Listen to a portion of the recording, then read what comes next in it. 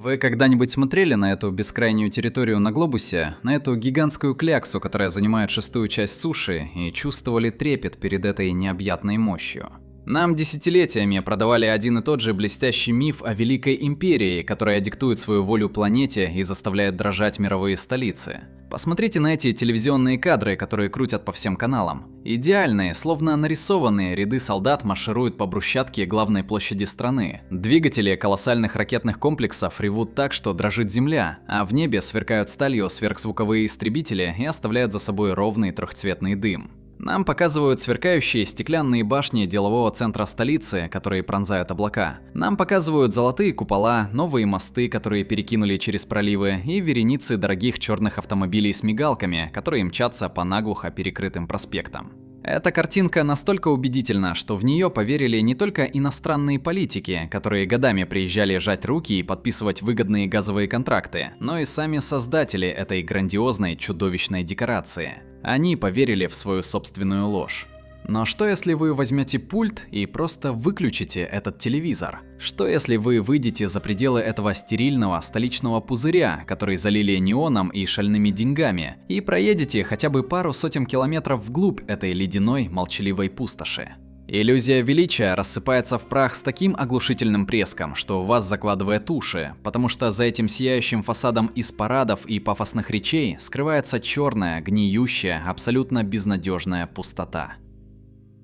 Вы не увидите там сверхдержаву 21 века, которая диктует условия западному миру. Вы увидите декорации к мрачному фильму про апокалипсис, где время остановилось несколько десятилетий назад и начало двигаться вспять. Вы увидите черные от сырости и времени деревянные бараки, где люди до сих пор топят печи углем и ходят в туалет на улицу при минус 30 градусах, пока дикторы с экранов рассказывают им о величии нации и новых ракетах. Это не просто бедность, это системная цивилизационная катастрофа, которую тонким слоем размазали по 11-часовым поясам. Государство, которое претендует на то, чтобы вершить судьбы мира, не может провести газ в деревни, которые стоят в 100 километрах от скважин, из которых этот самый газ качают на экспорт, чтобы оплачивать роскошную жизнь крошечной касты избранных. Вся эта имперская мощь – это просто голограмма, которую спроецировали на грязную кривую стену. Это тяжелый доспех исполина, который надели на больной истощенный организм. И этот организм держится на ногах только благодаря конским инъекциям страха и бесконечной пропаганды. Мир так долго верил в сказку о суровом, но могучем медведе, что не заметил, как от медведя осталась только старая шкура, которую изъела моль и плотно набили стекловатой лжи и украденными миллиардами. Элиты, которые громче всех кричат о патриотизме, о духовных скрепах и особом пути, давно вывезли свои семьи, свои капиталы и свое будущее в те самые вражеские страны, которые они так яростно проклинают с экранов. И они оставили собственному народу лишь сомнительное право гордиться мертвыми героями прошлого и молча терпеть бесконечное унизительное настоящее. Это величайший обман современности, самое грандиозное экономическое преступление эпохи, когда колоссальные ресурсы богатейшей Земли на планете конвертировали не в школы, не в современные больницы, не в дороги и не в новые технологии, а в золотые ёршики для унитазов, во дворцы за высокими заборами и в геополитические галлюцинации правителей, которые безнадежно стареют и окончательно оторвались от реальности. И когда вы стоите посреди этой разрухи, когда вы вдыхаете едкий запах угля, сырости и безысходности, вы четко понимаете одну страшную вещь.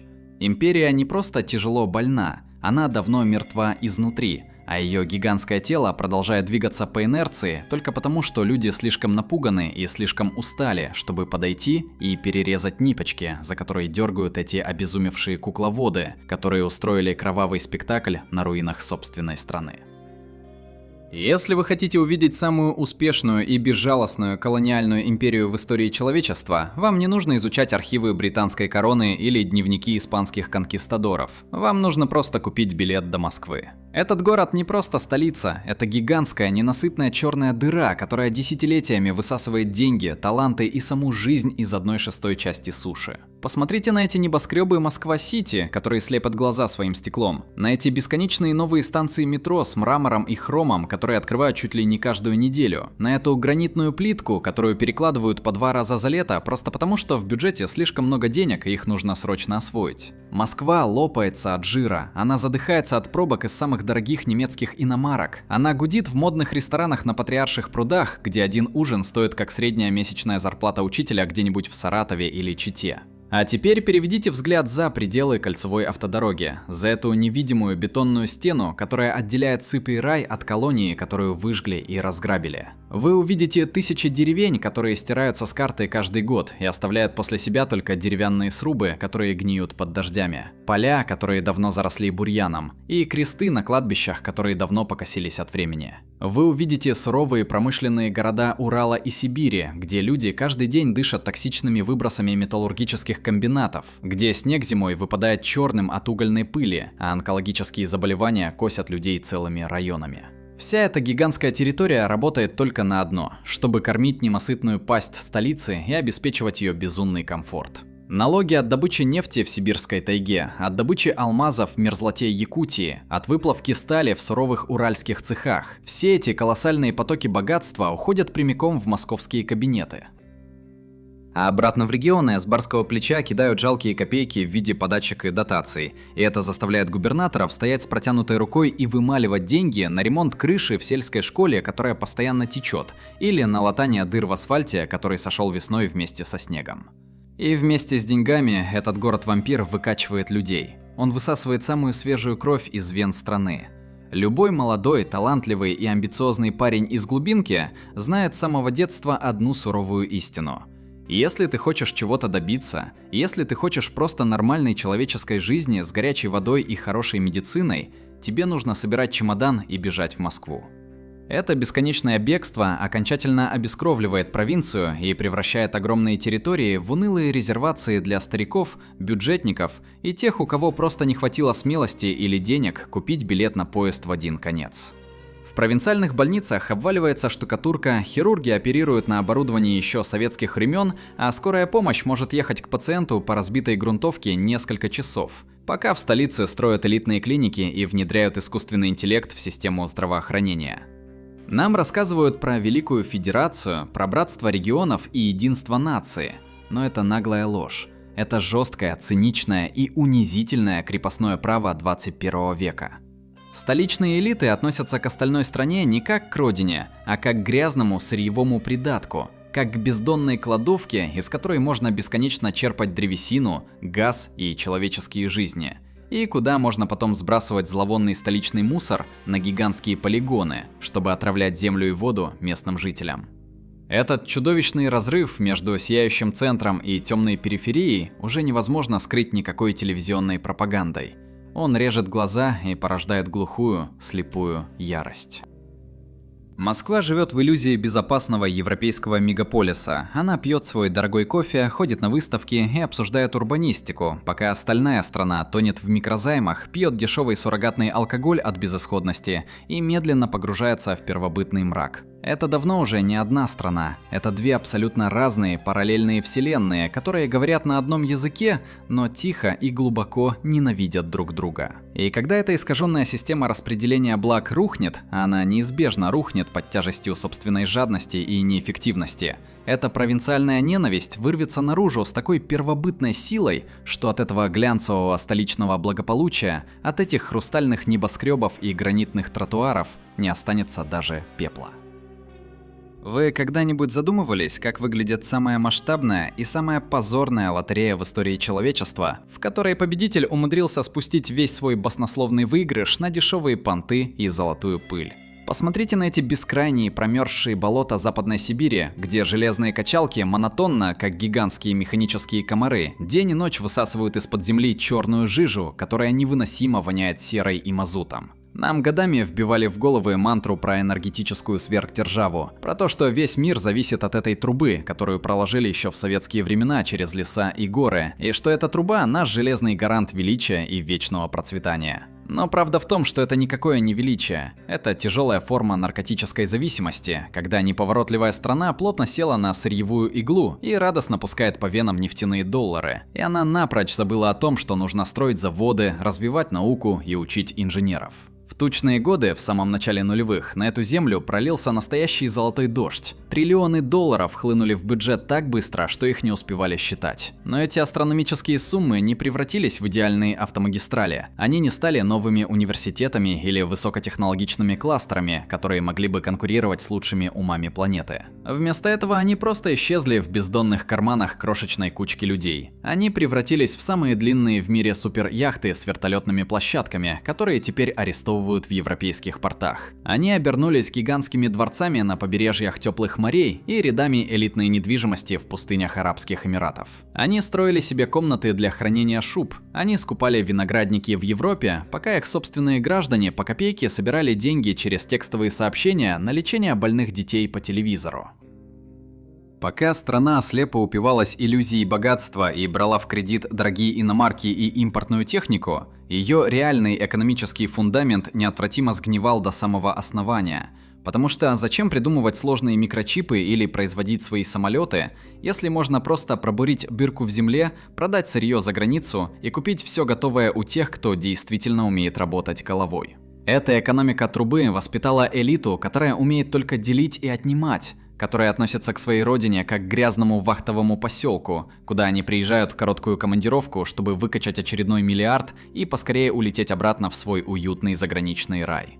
Они продают то, что природа создавала миллионы лет. Они жадно выкачивают кровь земли, которая по праву принадлежит будущим поколениям, и они сжигают эти деньги в топке собственных амбиций.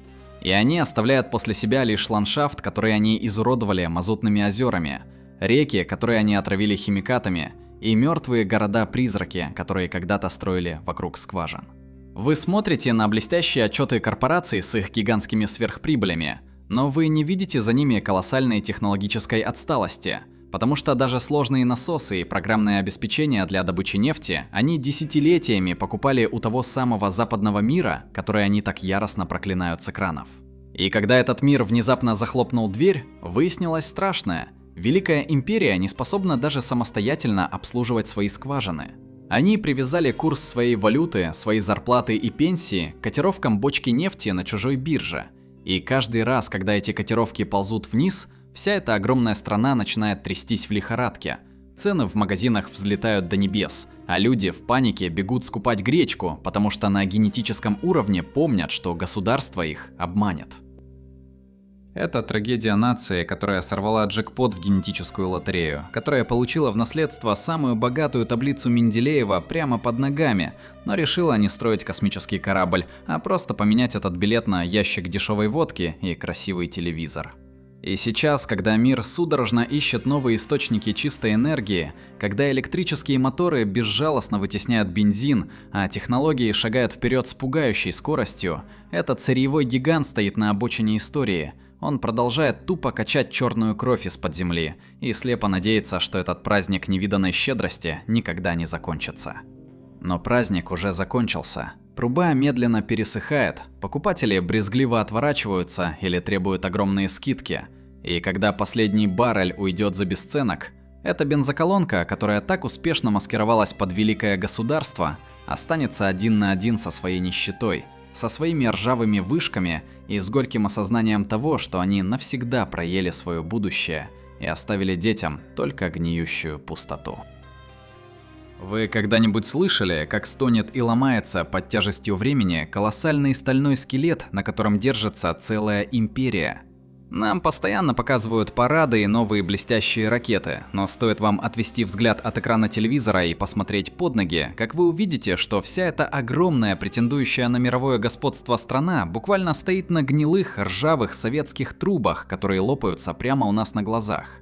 Советский Союз оставил после себя гигантское, невероятно сложное инфраструктурное наследство. Они зарыли в землю миллионы километров коммуникаций, построили огромные теплоэлектроцентрали и бетонные мосты, которые должны были прослужить полвека. Но эти полвека давно истекли, срок годности этого бетона и железа вышел еще в начале 2000-х годов. И что делала новая элита все эти тучные нефтяные десятилетия, когда на страну сыпались триллионы долларов? Они не строили новую систему, они не меняли эти гниющие артерии, они просто выкачивали из них последние соки. Они бесконечно латали дыры гнилыми деревянными чопиками, перекрашивали фасады для красивых телевизионных отчетов и радостно распиливали бюджеты на капитальный ремонт, отправляя эти деньги на свои зарубежные счета. А теперь посмотрите на эти жуткие кадры из провинциальных городов, которые появляются каждую зиму с пугающей регулярностью. На улице минус 30 градусов, а из-под земли бьют гейзеры кипятка, заливая улицы густым белым паром, потому что магистральная теплотрасса не выдержала давления и просто разорвалась пополам. Люди в квартирах замерзают насмерть. Они спят в зимних куртках и вязаных шапках под 3 слоями одеял. Они греются у открытых газовых конфорок, рискуя в любую секунду взлететь на воздух от взрыва бытового газа. А по стенам их спален ползет черная ядовитая плесень и намерзает толстый слой инея. Это не сцена из фильма про блокаду или постапокалипсис. Это самая обычная, будничная зимняя реальность для сотен тысяч людей в Сибири, на Урале и даже в центральной части страны, в паре часов езды от столицы, где целые микрорайоны остаются без тепла на долгие недели, потому что старая котельная, которую местные чиновники отдали на растерзание своим друзьям-бизнесменам, просто сломалась от чудовищного износа. И пока пропагандисты с экранов злорадно и с упоением обещают, что Европа вот-вот замерзнет без их дешевого газа, их собственные граждане буквально тонут в ледяных нечистотах. Вы не ослышались, это еще одна жуткая примета времени, когда изношенные канализационные коллекторы прорывает, и подвалы жилых многоэтажных домов заливает зловонной жижей по самую шею, а в подъездах от сильного мороза вырастают гигантские фекальные сталагмиты, которые жильцам приходится рубить железными ломами, потому что управляющие компании просто разводят руками, перестают брать трубки и говорят, что людей и техники на ремонт просто нет. При этом каждый месяц эти самые замерзающие и тонущие в грязи люди получают квитанции за коммунальные услуги, в которых суммы растут с астрономической скоростью. Они платят огромные деньги за иллюзию комфорта, за воздух в пустых батареях и за ржавую вонючую воду, которая течет прямо из-под крана и которую опасно даже кипятить. Денег почему-то никогда нет на замену гнилых труб. Денег нет на ремонт старых мостов, которые эффектно складываются пополам и рушатся прямо под колесами проезжающих грузовых машин. Денег нет на современные очистные сооружения или безопасные свалки. Зато эти деньги всегда чудесным, магическим образом находятся на бесконечную перекладку гранитных бордюров в сытой столице, на покупку новых роскошных бронированных автомобилей для мэров и губернаторов, и на безумные, кровавые геополитические авантюры, которые сжигают миллиарды долларов каждый божий день. Этот тотальный инфраструктурный коллапс – это не просто цепь случайных неудачных аварий. Это физический осязаемый распад государства. Это полиорганная недостаточность огромной неповоротливой системы, которая больше не может обслуживать саму себя и поддерживать базовый уровень выживания. Страна окончательно превратилась в гигантские потемкинские деревни, где за красивым современным сайтом электронных государственных услуг и цифровыми камерами распознавания лиц скрывается насквозь дырявая чугунная труба из 60-х годов прошлого века, обмотанная скотчем, проволокой и грязными тряпками. Вы можете сколько угодно переписывать учебники истории. Вы можете заставлять школьников маршировать и петь гимн по утрам. Вы можете бросать в тюрьмы тех, кто задает неудобные вопросы. Но вы никогда не сможете обмануть суровые законы физики, термодинамику и усталость металла. Эта ржавая бомба замедленного действия тикает прямо сейчас под каждым городом, под каждым двором и домом. И когда зима наносит свой очередной безжалостный удар, этот колосс на глиняных ногах начинает трястись, шататься и с грохотом сыпаться, оставляя миллионы напуганных людей один на один со смертельным холодом, абсолютным циничным безразличием властей и горьким разъедающим осознанием того, что их хваленая империя не способна защитить их даже от лопнувшей батареи. Вы когда-нибудь задумывались, зачем империи столько новой, выжженной земли, если на ее собственных исконных территориях просто некому жить? Государственная пропаганда с упоением чертит на картах новые красные линии. Она гордо рапортует о расширении геополитического влияния, но при этом стыдливо прячет глубоко в архивы сухую, беспощадную статистику, которая кричит о том, что эта огромная страна вымирает с катастрофической скоростью. Посмотрите на эти пустые детские сады в провинции, где скрипят ржавые качели на ветру. На эти закрытые родильные дома с забитыми окнами. На эти бесконечные свежие кладбища, которые уходят за горизонт и разрастаются быстрее, чем новые жилые кварталы в столице. Это не просто очередной демографический кризис. Это тихий, добровольный отказ целой нации от продолжения собственного рода, потому что базовый, животный инстинкт размножения намертво блокирует липкий, всепоглощающий страх перед завтрашним днем. Как можно заставить молодых умных людей заводить детей в атмосфере тотального безумия, когда они точно знают, что их сыновей прямо с 1 класса школы начнут одевать в зеленую военную форму, учить маршировать строем и готовить к тому, чтобы стать пушечным мясом в очередной бессмысленной войне амбиций старых вождей? Власти истерично придумывают новые законы. Они запрещают пропаганду бездетности. Они хотят купить рождаемость жалкими денежными подачками, которые мгновенно съедает чудовищная инфляция в продуктовых магазинах. Но чиновники в дорогих костюмах отказываются понимать одну предельно простую вещь. Женщина не будет рожать в горящем доме, из которого заперли все выходы. И пока одни отказываются приводить в этот мир новые жизни, другие спасают те жизни, которые у них еще остались. Они собирают чемоданы и бегут из этой страны без оглядки. И они оставляют позади все, что нажили долгими годами.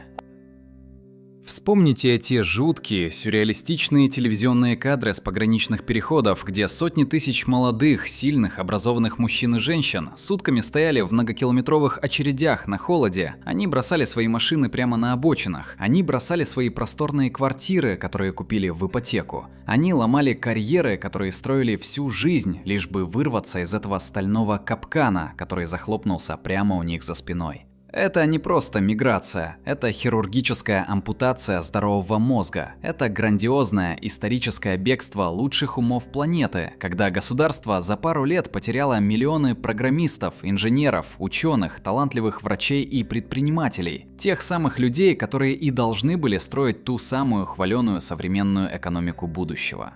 Они уехали в соседние республики, в Европу, в Америку и Азию. Они увезли с собой свои налоги, свои уникальные патенты, свои стартапы и свои гены. И они больше никогда не вернутся обратно. Потому что невозможно заставить свободного и талантливого человека работать в закрытом институте под дулом автомата и под пристальным присмотром майора государственной безопасности. Элита делает вид, что ничего страшного не произошло. Депутаты с экранов презрительно называют беглецов предателями и трусами. Они с пеной у рта заявляют, что воздух стал только чище. Но на самом деле этот исход пробил в теле экономики такую гигантскую зияющую дыру, которую невозможно заткнуть никакими патриотическими лозунгами. На заводах некому стоять за сложными станками, в поликлиниках некому лечить больных, в школах катастрофически не хватает учителей точных наук. И чтобы хоть как-то поддержать этот скрипящий механизм, система начинает массово завозить дешевую, абсолютно бесправную рабочую силу из бедных стран. Это неизбежно приводит к колоссальным культурным конфликтам, росту скрытой агрессии и уличной преступности, которую полиция просто не в силах контролировать. Государство превратилось в злобного старого вампира, который сошел с ума и методично сожрал своих собственных детей ради иллюзорного имперского величия. И теперь он сидит в пустом, холодном, огромном доме в окружении врагов, которых сам же себе и придумал. И он медленно истекает кровью. Вы можете напечатать миллионы новых глянцевых портретов вождей. Вы можете построить еще 1000 огромных военных храмов из зеленого металла. Вы можете переписать абсолютно все учебники истории. Но если на ваших бескрайних заснеженных улицах не звучит детский смех, а в университетских лабораториях не делают новых открытий, ваша нация обречена на мучительное, необратимое угасание. И этот физический распад уже невозможно остановить никакими грозными указами президента, потому что демографическая бездна не имеет дна. И когда эта огромная, пустая территория окончательно лишится своего самого главного, самого ценного человеческого капитала, она просто превратится в огромную, ледяную братскую могилу для империи, которая слишком сильно любила свои фантомные исторические боли и слишком сильно ненавидела свое собственное будущее. Вы когда-нибудь обращали внимание на то, каким мертвым, гипнотическим синим светом мерцают окна панельных многоэтажек, когда вы идете по спальному району любого провинциального города глухой зимней ночью? За каждым из этих одинаковых промерзших окон работает самое совершенное, самое безжалостное и самое эффективное оружие массового поражения, которое когда-либо создавала эта империя.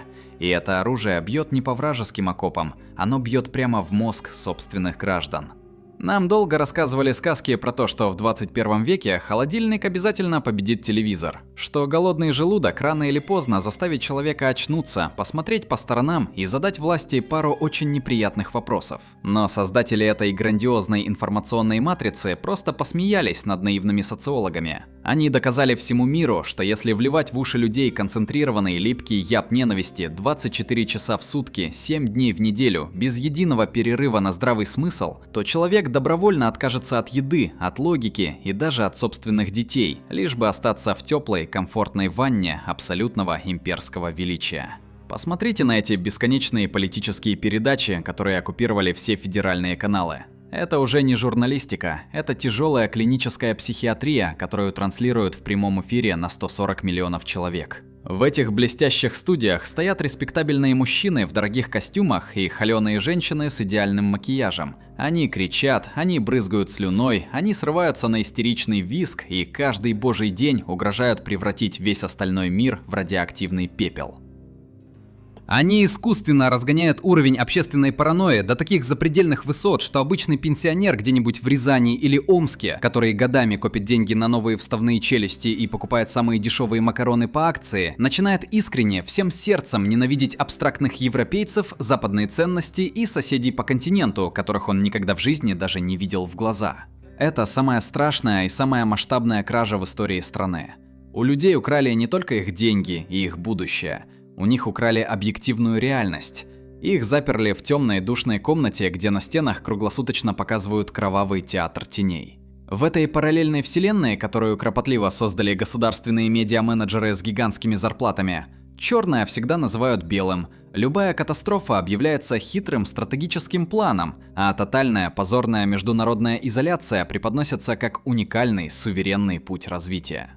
И самое жуткое происходит тогда, когда эта телевизионная шизофрения проникает внутрь обычных семей и разрубает их пополам тяжелым топором пропаганды. Матери перестают верить родным сыновьям, которые звонят им из окопов и рассказывают правду о крови и грязи, потому что диктор из телевизора с уверенным баритоном авторитетно заявляет, что все идет строго по плану, а любые другие слова – это происки вражеских спецслужб. Дети перестают общаться с родителями, потому что невозможно вести нормальный диалог с человеком, который разговаривает заученными лозунгами из вечерних новостей и готов написать на тебя донос просто за то, что ты читаешь неправильные новости в интернете. Государство методично, кирпич за кирпичом, выстроило вокруг страны гигантский непроницаемый цифровой забор. Оно заблокировало все популярные мировые социальные сети. Оно выдавило за границу или посадило за решетку абсолютно всех настоящих журналистов, которые смели называть вещи своими именами.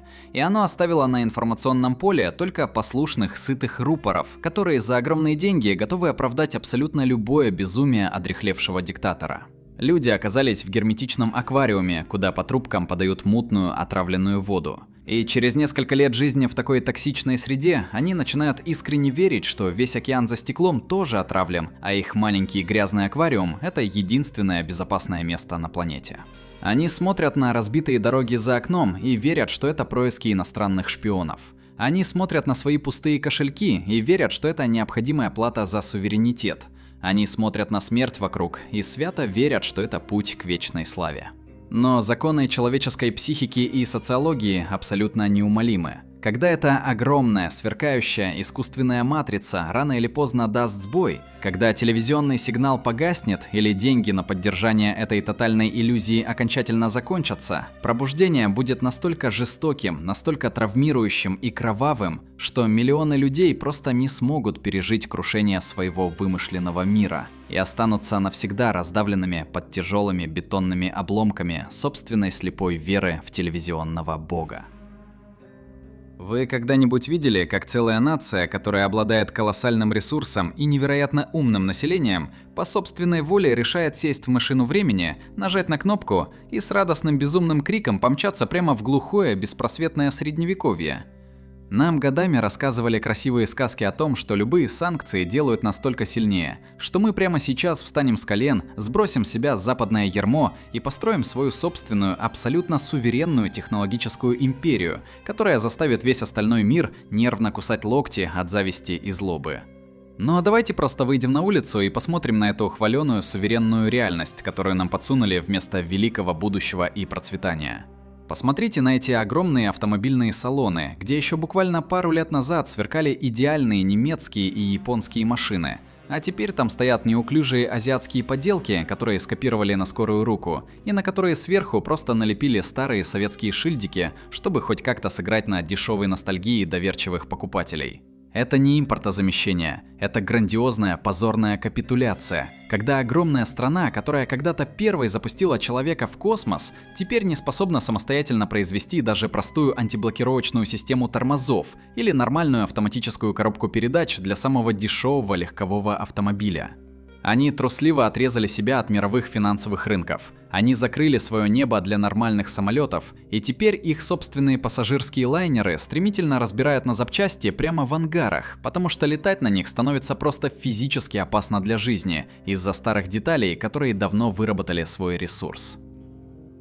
Вы идете по огромному торговому центру, и вы видите, как знаменитые мировые бренды тихо исчезли, а их места заняли унылые серые вещи с чужими названиями, которые просто переделали на смешной лад, и которые продают втридорога. И люди послушно покупают этот низкосортный суррогат, потому что у них просто не осталось вообще никакого другого выбора.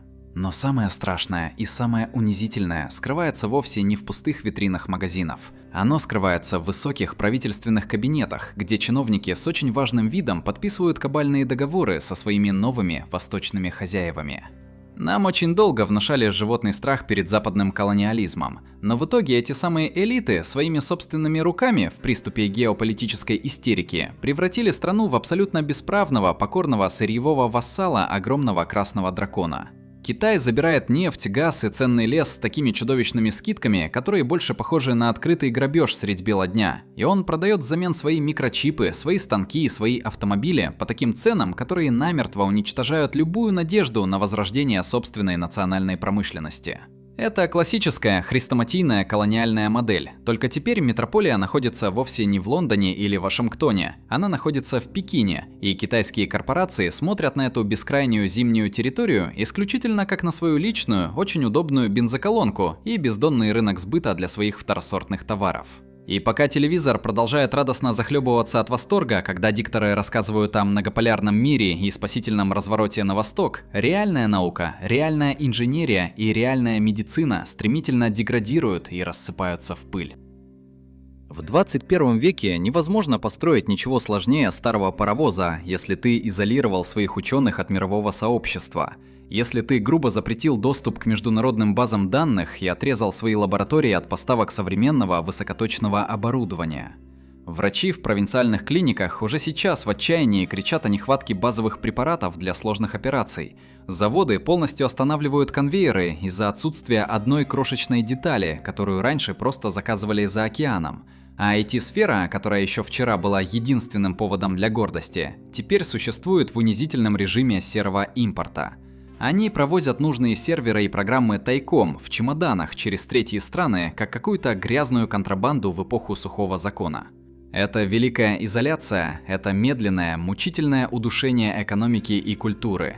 Это прямое превращение огромной, потенциально богатейшей страны в глухую мировую провинцию, в огромную ледяную Северную Корею, только с ядерными боеголовками и снежными бурями, где народ заставляют гордиться тем, что они могут прожить без качественных лекарств, без безопасных самолетов и без нормального интернета.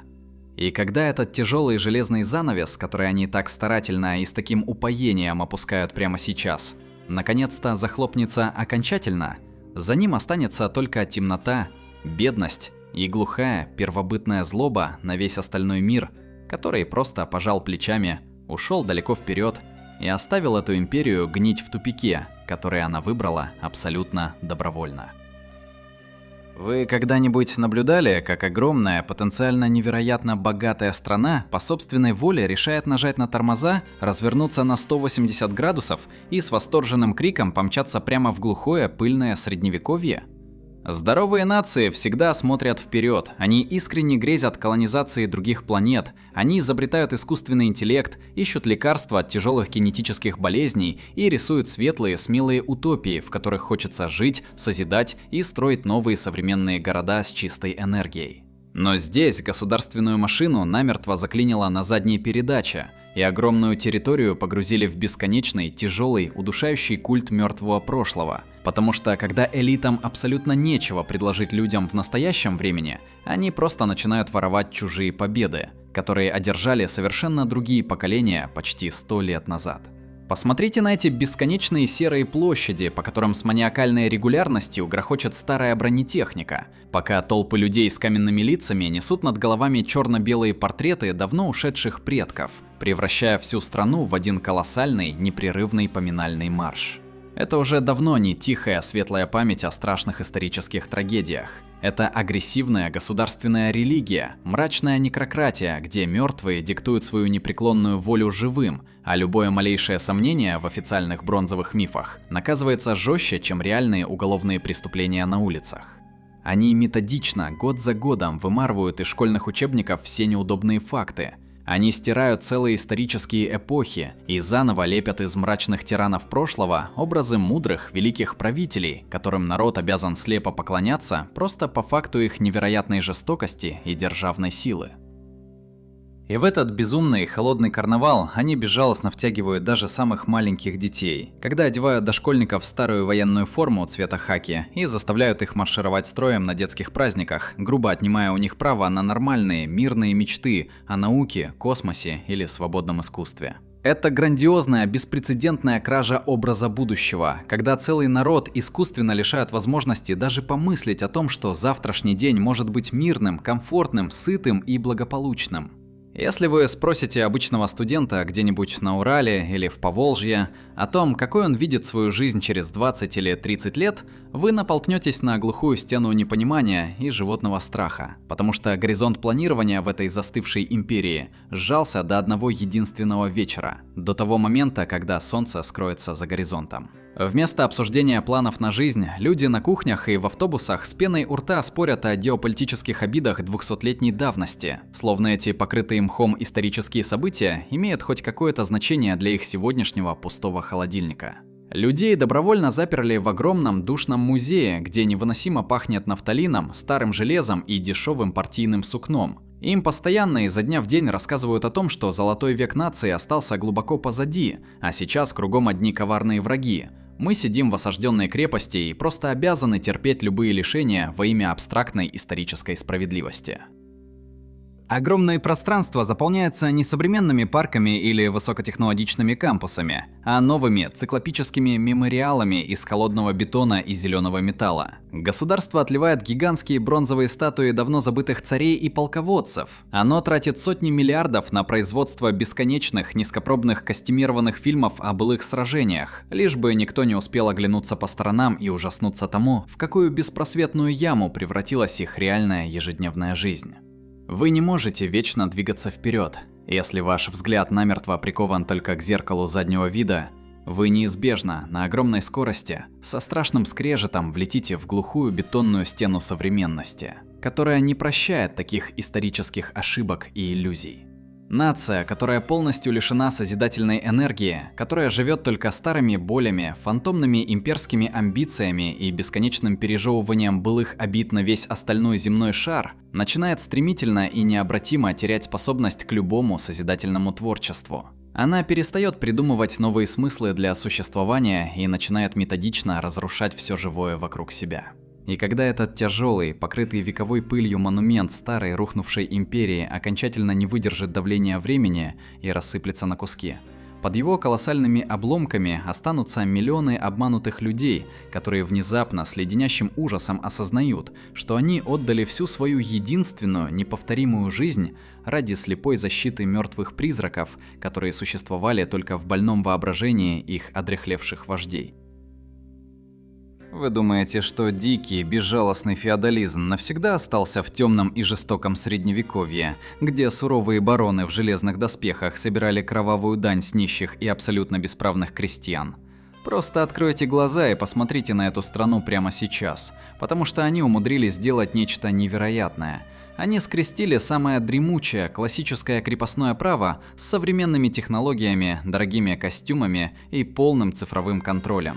Нам с экранов телевизоров постоянно изо дня в день вещают про какое-то выдуманное социальное государство, про великую справедливость и крепкую сплоченность всех граждан перед лицом внешних угроз. Но если вы просто возьмете острый нож и разрежете этот гнилой пирог пополам, вы увидите страшную черную пропасть, которую невозможно перейти. Это пропасть между двумя абсолютно разными кастами, которые даже внешне уже перестали быть похожими друг на друга. На самом теплом полюсе этой больной системы, где всегда светит солнце, расположилась новая, наглая и абсолютно неприкасаемая знать. Она буквально забрала себе огромную, богатейшую империю и превратила ее в свою личную, бесконечно прибыльную кормушку. Просто посмотрите на эти гигантские дворцы, которые прячут за многометровыми бетонными заборами на берегах теплых южных морей или в закрытых подмосковных поселках. Это уже давно не просто дома для очень богатых людей. Это настоящие отдельные государства с собственными огромными виноградниками, вертолетными площадками, подземными ледовыми аренами, огромными бассейнами и глубокими бункерами. Они летают на частных самолетах за границу даже тогда, когда небо наглухо закрыто для всех остальных, простых смертных. Они едят свежих устриц и пьют вино стоимостью в годовой бюджет обычной провинциальной больницы. Их дети, которым едва исполнилось 25 или 30 лет, внезапно, по мановению волшебной палочки, становятся вице-президентами огромных государственных банков и могущественных нефтяных корпораций. Они получают высшие ордена за заслуги перед Отечеством просто по праву своего рождения в правильной семье, точно так же, как графские титулы передавали по наследству 300 лет назад. И эта новая элита не просто ворует государственные деньги вагонами, она искренне, всем своим черным, холодным сердцем презирает тот самый народ, который ее кормит и обслуживает. Для них обычные люди – это даже не граждане с правами, это просто дешевый рабочий ресурс. Это новая нефть, которую нужно безжалостно выкачивать через бесконечные поборы, налоги, штрафы и грабительские кредиты. А теперь опустите свой взгляд на самое дно этой социальной пирамиды, туда, где в холоде и грязи копошится то самое бесправное большинство. Вы увидите десятки миллионов людей, которые намертво застряли в бесконечном изматывающем колесе ежедневного выживания. Они берут унизительные займы до зарплаты под сумасшедшие проценты просто для того, чтобы купить детям школьную форму или самые дешевые сосиски на ужин. Вы увидите кривые деревянные туалеты на улице, в которые в 21 веке продолжают ежедневно ходить миллионы граждан огромной ядерной сверхдержавы. Вы увидите грязные разбитые подъезды с краской, которая облупилась много лет назад, и нищих стариков, которые дрожащими руками роются в мусорных баках за супермаркетами в поисках просроченных продуктов. И поймите самое главное, это не случайный сбой системы, это и есть сама система, которую довели до идеального, кристально чистого абсурда. И чтобы эти нищие, злые и уставшие люди никогда не подняли голову и не задали лишних вопросов своим сытым хозяевам, новая знать окружила себя не только высокими кирпичными стенами, но и настоящими жестокими частными армиями. По улицам городов регулярно маршируют сотни тысяч людей в черной броне с тяжелыми дубинками, щитами и электрошокерами. Их единственная главная задача – защищать покой золотых дворцов от любой возможной угрозы со стороны гнилых деревянных бараков. В стране с невероятной скоростью расплодились частные военные компании, элитные охранные отряды и личные вооруженные группы региональных начальников. Они подчиняются только своему прямому командиру и стоят абсолютно вне любого человеческого или государственного закона. Они могут избить, бросить в тюрьму, покалечить или просто уничтожить любого человека на улице, и им за это не будет абсолютно ничего, потому что они сами и есть закон. Это общество окончательно распалось на вооруженных до зубов хищников и безмолвных напуганных жертв, которые привыкли молча глотать любое оскорбление.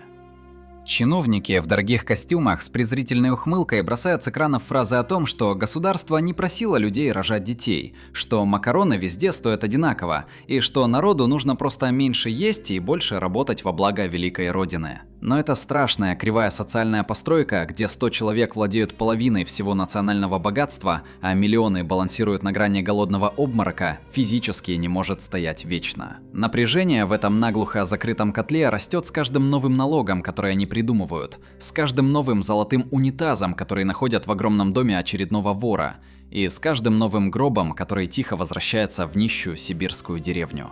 Они наивно думают, что их заборы достаточно высоки, а их личные цепные псы достаточно верны, чтобы удержать этот кипящий гнев, когда он неизбежно прорвется наружу. Но история всегда очень жестоко смеется над такими глупыми и самоуверенными хозяевами. И когда гнилой фундамент этого замка окончательно подмоет кровью и слезами, ни один дорогой частный самолет не успеет завести свои турбины, потому что злая толпа, которой больше абсолютно нечего терять в своей жалкой жизни, придет за каждым, кто десятилетиями пил их кровь и называл этот процесс великим государственным благом. Вы когда-нибудь обращали внимание на то, как ведут себя старые деревья в лесу перед тем, как окончательно рухнуть на землю? Снаружи они могут казаться большими, крепкими и абсолютно спокойными. Их толстая кора выглядит как надежная броня. Но если вы приложите ухо к стволу, вы услышите, как внутри копошатся миллионы насекомых, которые методично, день за днем, доедают самую сердцевину. Точно так же умирают и великие империи, которые решили обмануть время и отгородиться от всего остального мира высоким железным забором. Правители в высоких кабинетах искренне верят, что они остановили историю, что они заморозили реальность и могут вечно править своими послушными людьми, и для этого они просто повышают градус страха и количество полиции на улицах. Но законы физики, законы термодинамики и социальной энтропии работают абсолютно безжалостно, и они никогда не прощают тех, кто пытается плыть против течения времени. Система, которую наглухо закрыли от всех, которая больше не производит новых смыслов, которая отказывается учиться, меняться и пускать свежий воздух, неизбежно начинает пожирать саму себя. Она медленно гниет и задыхается в собственных ядовитых испарениях. Посмотрите на этот огромный, тяжелый государственный корабль, который на полной скорости влетел в острые скалы реальности. Капитан давно заперся в своей дорогой каюте. Он не выходит на палубу, он никого не слушает и только отдает приказы играть веселую музыку все громче и громче. Вода уже заливает нижние палубы, в трюмах паникуют и тонут простые матросы. Крысы сбиваются в стаи и первыми прыгают за борт вместе с золотыми слитками, которые они украли. Но телевизионные экраны на мачтах продолжают показывать красивые картинки о том, что это просто небольшая качка перед великим триумфом. Этот спектакль абсурда подходит к своему логическому, страшному и абсолютно неизбежному финалу, потому что любая ложь имеет свой предел прочности, и когда этот предел лопается, последствия всегда бьют по самым слабым и беззащитным людям. Иллюзия величия, которую они так старательно надували нефтяными деньгами и дешевой пропагандой долгие десятилетия, не выдерживает столкновения с реальной бедностью, с холодными батареями, с пустыми полками аптек и с гробами, которые тихо привозят на окраины провинциальных городов. Люди смотрят в свои пустые холодильники и все еще надеются на чудо, но чудес в экономике не бывает. Когда заводы остановят свои конвейеры навсегда, когда банкоматы перестанут выдавать бумажные деньги, а полицейские откажутся защищать пустые правительственные здания, этот мыльный пузырь лопнет с таким грохотом, что его услышат на других континентах. Когда занавес этого кровавого театра наконец-то с грохотом упадет, а это произойдет обязательно, начнется самое тяжелое, самое горькое и мучительное похмелье в истории этой огромной страны. Миллионы людей, которых десятилетиями держали в теплой ванне имперского величия, внезапно проснутся на холодных руинах. Они откроют глаза и увидят, что кто-то полностью разрушил их дом. Их карманы абсолютно пусты, а весь остальной мир смотрит на них с презрением и жалостью. Это будет момент страшного прозрения, когда слепая вера в телевизионных идолов сменится глухой, первобытной злобой и отчаянием, потому что осознать глубину своего падения всегда невероятно больно. Им придется заново учиться жить, заново учиться строить нормальные отношения с соседями, заново учиться доверять друг другу. И что самое главное, им придется своими собственными руками убирать те горы физического и ментального мусора, которые оставила после себя эта система, которая сошла с ума. Это займет не один год и даже не одно десятилетие. Это потребует колоссальных усилий целых поколений. Людям придется потратить все свои силы, чтобы просто очистить эту землю от яда ненависти, чтобы восстановить мосты, которые они сожгли, и чтобы вернуть себе простое базовое право на нормальную человеческую жизнь, без страха и без постоянной лжи. Эта система не оставит после себя ни великих научных открытий, ни прекрасных городов будущего, ни гениальных произведений искусства. Она оставит только ржавые трубы, пустые бетонные мемориалы и толстые тома уголовных дел. Она уйдет в небытие, как уходили все тирании до нее. Потому что жизнь всегда побеждает смерть, а свобода всегда ломает любые, даже самые толстые и высокие тюремные стены. И когда этот ледяной туман наконец-то рассеется, когда первые лучи настоящего, не искусственного солнца осветят эту землю, которая так сильно устала от боли и лжи, начнется совсем другая история. Эту историю будут писать уже новые свободные люди, которые навсегда усвоят этот страшный исторический урок. И если вы тоже хотите понимать, как на самом деле работают эти тайные механизмы истории, если вы хотите видеть правду без телевизионного грима и вместе с нами разбирать самые сложные мировые процессы, то прямо сейчас нажимайте кнопку подписки под этим экраном. Обязательно ставьте свой лайк, пишите в комментариях свои мысли о том, чем закончится этот спектакль для нас всех, и не забывайте делиться нашими материалами с теми, кто еще не снял розовые очки. Потому что ваша активность помогает нам пробивать стены алгоритмов и нести здравый смысл в массы.